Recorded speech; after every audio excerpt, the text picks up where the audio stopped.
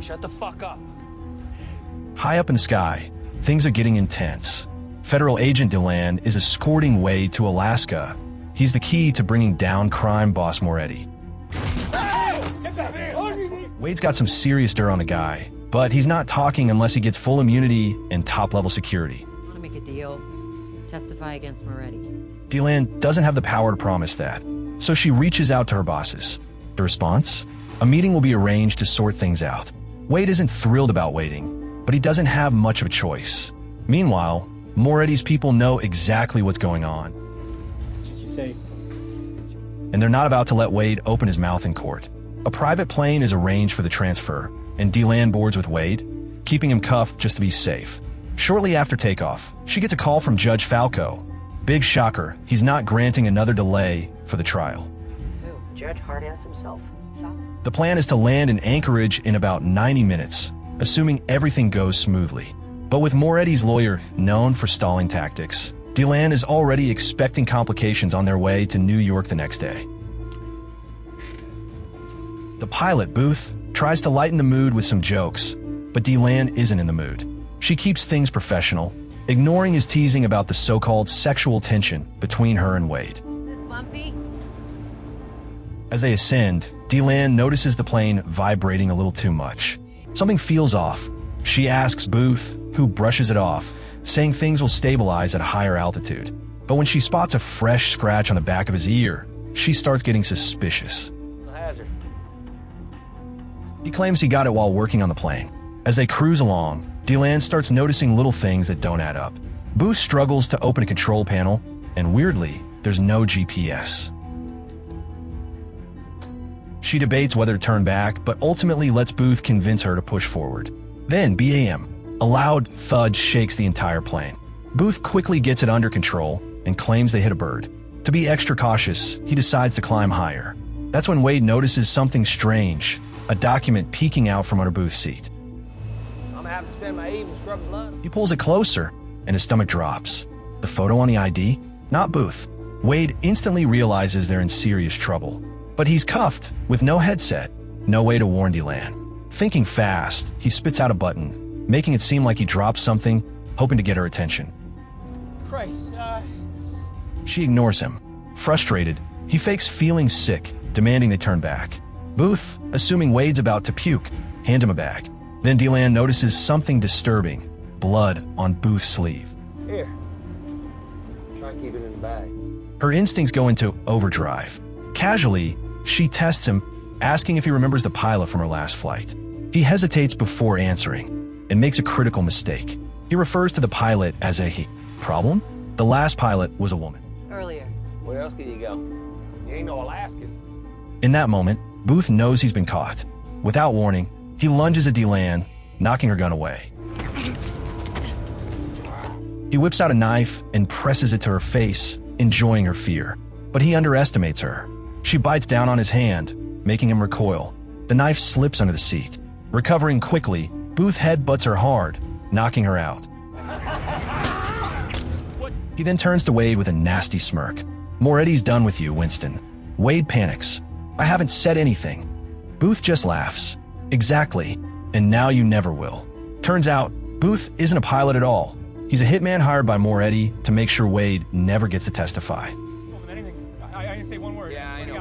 Wade, desperate, throws out an offer, $1 million in crypto, to let him live. That guy deals in fucking crypto.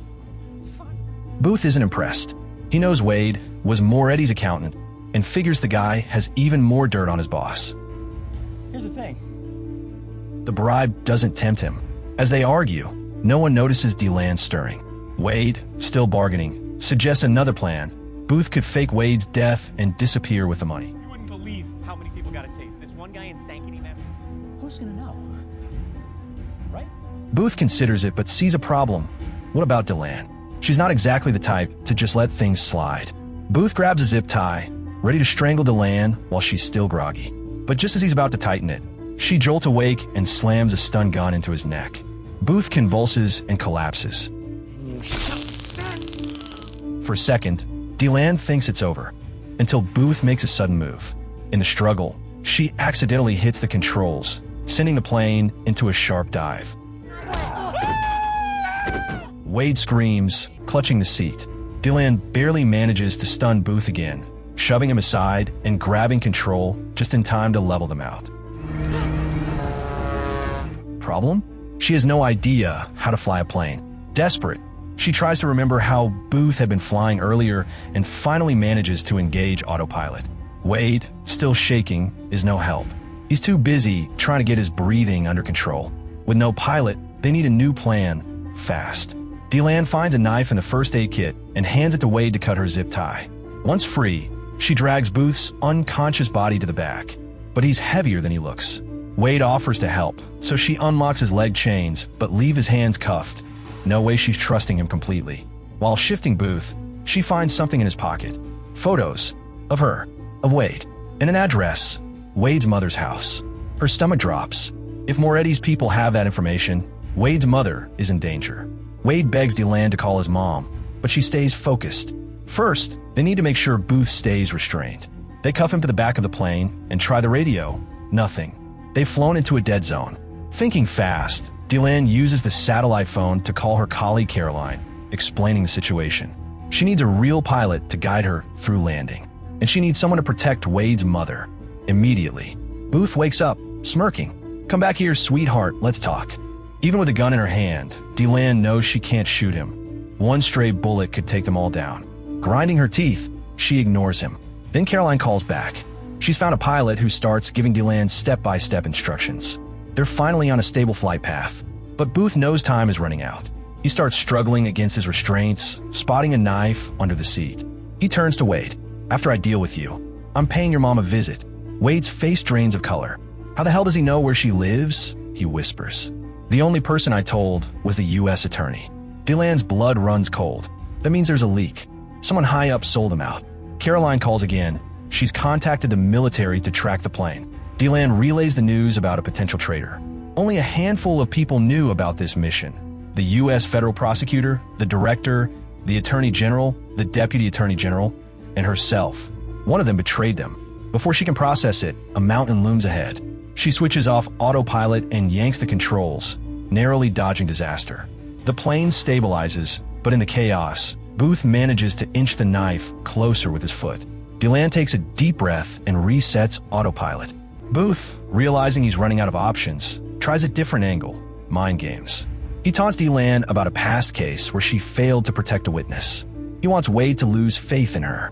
Furious, she marches to the back and punches him. "Who told you that?" Booth just smirks. Fuming, Deland storms back to the cockpit. But in her rage, she doesn't notice Booth has swiped something, her glasses, and he's already working on getting himself free. Trying to shake off her thoughts, Deland decided to open up to Wade.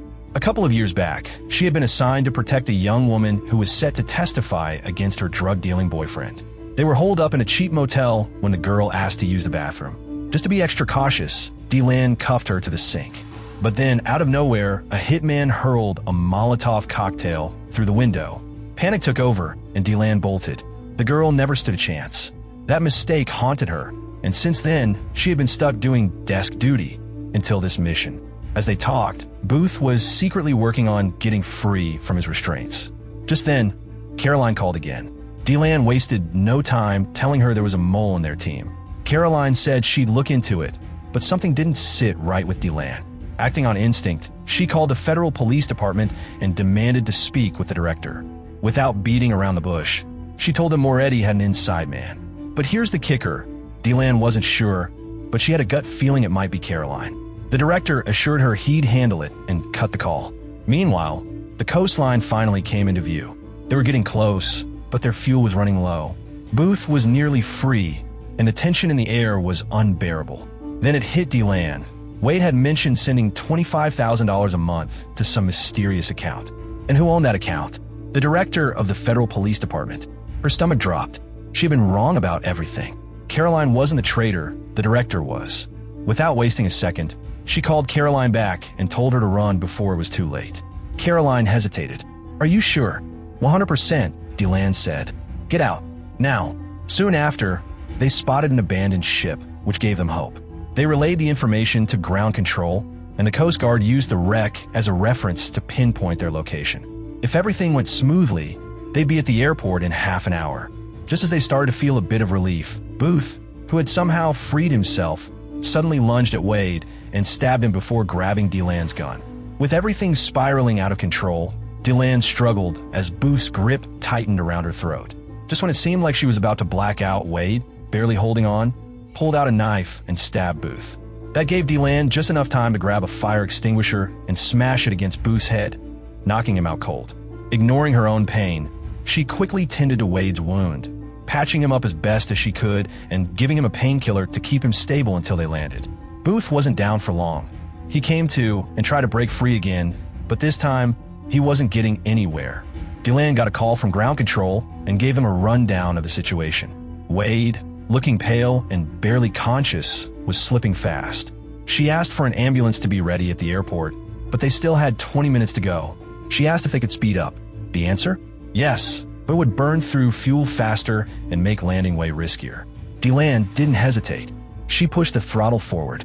Wade's survival mattered more than anything else. And to show she trusted him now, she even took off his cuffs. Wade, clearly feeling the weight of his choices, admitted he had messed up in life. Instead of doing something legit after college, he went for the easy money and got mixed up with Moretti. Now, facing death, all he could think about was his mother.